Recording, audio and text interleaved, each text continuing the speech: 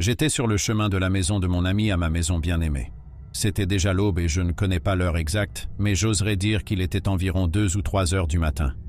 J'étais si près de chez moi, à seulement 20 minutes en voiture. La forte pluie et l'obscurité qui couvrait la rue m'empêchèrent de voir clairement, me forçant à conduire très prudemment et à une vitesse réduite. Après environ 5 minutes de trajet, je me suis retrouvé à m'arrêter à un feu rouge. Le panneau était fermé pour moi, tandis qu'une voiture bleue de l'autre côté attendait patiemment. Juste un autre obstacle sur mon chemin. Mais j'attendrai aussi longtemps qu'il le faudrait. Il est resté immobile à l'intersection, même avec le feu vert le relâchant. Les lumières vives de la voiture illuminaient tout autour, mais il continuait à rester immobile et immobile au feu vert. Je n'étais pas en mesure de dire si quelque chose n'allait pas, ou si le conducteur dormait peut-être. Mais lorsque le signal s'est allumé, j'ai doucement appuyé sur l'accélérateur et j'ai continué, dépassant lentement le côté de cette voiture. Alors que je marchais furtivement, j'ai essayé de jeter un coup d'œil par les fenêtres de cette voiture, mais la pluie a gêné ma vision. Après avoir dépassé cette voiture, il a immédiatement accéléré, s'est retourné et a commencé à me poursuivre. En réalité, la voiture était parfaite à la fin de la journée. J'ai commencé à devenir méfiant et j'ai continué à regarder dans mon rétroviseur. Je ne me considère pas comme une personne paranoïaque, mais cette situation m'a rendu extrêmement méfiant.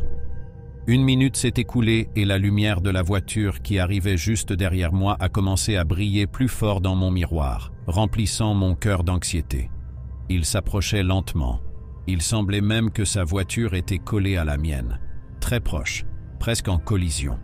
Avec la rue glissante et dangereuse, j'étais extrêmement angoissé par cette situation. J'ai arrêté de me contempler dans le miroir et j'ai décidé de regarder vers l'avenir. C'est alors que j'ai remarqué qu'une lumière rouge clignotait sur le tableau de bord de la voiture. Et mon cœur s'est figé d'inquiétude. C'était comme un panneau d'avertissement, cette lumière indiquant que le pneu était vide. J'étais complètement perplexe de voir l'avertissement de crevaison s'allumer dans cette situation. Je ne pouvais pas comprendre. J'ai regardé à nouveau dans le rétroviseur et j'ai vu que la voiture me suivait toujours. Il était si proche que l'éblouissement des phares était si fort que je ne pouvais pas voir la voiture elle-même. J'étais si près de rentrer à la maison, à seulement 5 minutes de là, quand j'ai remarqué un autre voyant rouge clignotant sur le tableau de bord de la voiture. Un pneu crevé. J'étais profondément terrifié quand j'ai vu ce panneau sur le tableau de bord, mon cœur a presque sauté de ma bouche. J'ai finalement commencé à comprendre ce qui se passait. J'étais à peu près sûr que la voiture bleue avait fait quelque chose. J'ai continué à conduire pendant encore 1 minute, le cœur battant dans l'espoir de rentrer bientôt à la maison. Mais la peur a grandi lorsque j'ai senti ma voiture couler sur le côté gauche, sentant le choc de la roue contre l'asphalte. J'ai dû arrêter la voiture et trouver une place pour me garer. Le véhicule derrière moi a répété la même action et s'est également arrêté. J'aurais dû appeler la police immédiatement lorsque je me suis arrêté, mais j'étais tellement anxieux et concentré sur cette voiture que cela ne m'a même pas traversé l'esprit à ce moment-là. Cependant, compte tenu de ces circonstances particulières, il était hautement improbable que demander de l'aide à la police fasse une différence. Lorsque la voiture s'est arrêtée, 3 portes se sont ouvertes et 3 hommes ont émergé, prêts à affronter l'inconnu. Je n'avais que quelques instants pour me préparer et agir, mais je me suis retrouvé impuissant et désespéré. 2 hommes se sont approchés de ma voiture d'un côté et un homme de l'autre. Mon cœur s'est mis à battre de peur de ce qui pourrait arriver. Un homme est venu en courant vers ma fenêtre, avec un pistolet pointé sur moi, m'ordonnant de l'ouvrir immédiatement. Tout s'est passé si vite que je me suis senti un peu perdu.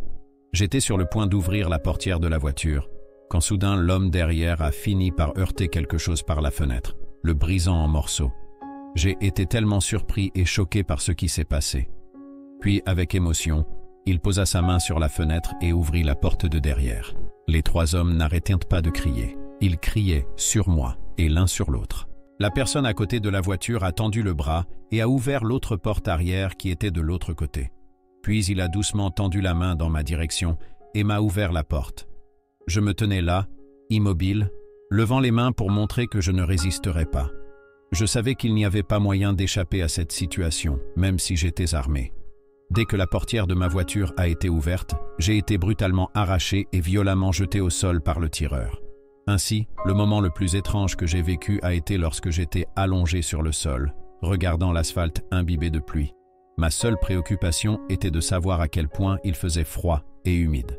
Je crois que c'était un moyen pour mon esprit de se protéger, en essayant de détourner l'attention de la situation traumatisante dans laquelle j'étais impliqué.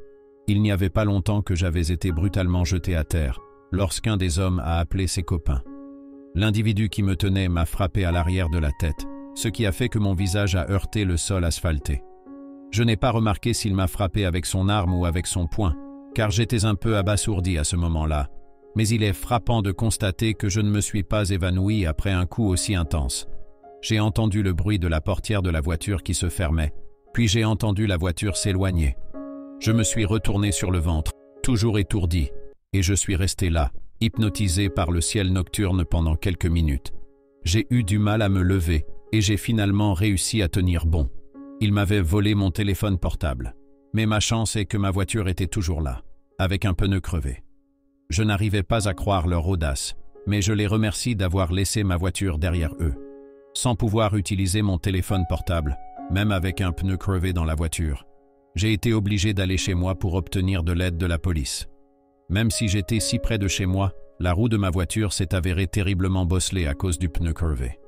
L'enquête policière a été un échec complet. Ils n'ont pu que confirmer que les suspects avaient délibérément mis quelque chose de pointu à l'intersection où je suis passé, entraînant la crevaison des pneus de ma voiture. C'est frustrant de voir l'impunité régner. Quelle chance pour moi qu'un seul de mes pneus ait été affecté par le piège qu'ils ont placé dans la rue, n'entraînant qu'une crevaison et minimisant les dégâts comme prévu par eux. Il est très probable qu'ils complotaient de m'attaquer lorsque ma voiture est passée à travers le piège, mais Dieu merci. Un seul pneu a été touché, ce qui a fait échouer leur plan. Ils ont dû me suivre, mais ils n'ont pas pu m'attraper cette fois. En fin de compte, cela n'avait aucune importance. Je ne sais pas si je suis content de m'en être sorti avec moins de dégâts sur ma voiture, ou si je suis soulagé par l'issue moins terrible de cette situation avec les criminels. Parfois, je me demande s'ils se souciaient vraiment de moi ou simplement de ma voiture, ou s'ils avaient des intentions plus sombres en tête. Dans ma communauté, les gens ont peur de sortir la nuit à cause de l'augmentation alarmante des cas d'enlèvement qui se produisent. Beaucoup disent que les ravisseurs ne recherchent pas de l'argent, mais des personnes pour des rituels maléfiques spécifiques. Et cela me rend extrêmement angoissé. Cela me terrifie énormément, car je choisirais de perdre toute ma fortune et toutes mes réalisations jusqu'à présent, gagnées avec tant de sueur, plutôt que de perdre la vie.